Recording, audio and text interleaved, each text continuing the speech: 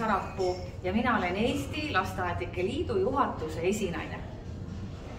Tervehdys kaikille virolaisille lastentarhanopettajille. Minä olen Anita Pakanen ja toimin Suomessa Varhaiskasvatuksen opettajien liiton puheenjohtajana.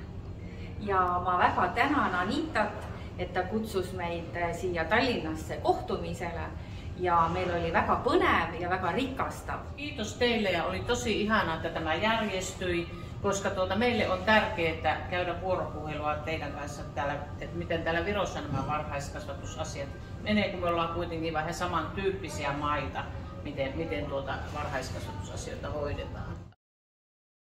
Kallid kolleegid Soomest, saadame siit Eestist teile tervitused ja elame teile kaasa, et teie õpetajad leiaksid jõudu ja jaksamist ja tahtmist olla kõikidele lastele lapsepõlvekaaslaseks, et nad märkaksid iga lapse eripära ja et nad ei väsiks toetamaks ka perekondasid, nii et teie õppekava rakenduks, et te leiaksite endale kvalifitseeritud õpetajaid, sellepärast et kogu algus algab lapsepõlvest ja see on väga oluline, et see saaks toetatud. Aga jõudu teille ja aitäh!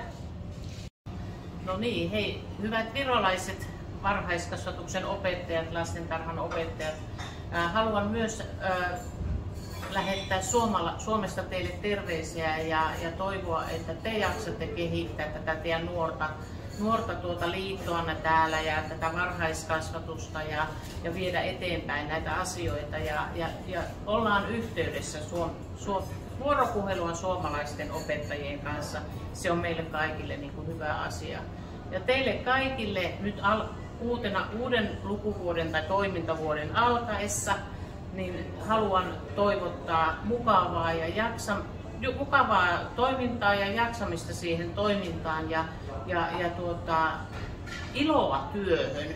Meidän työ on maailman paras työ.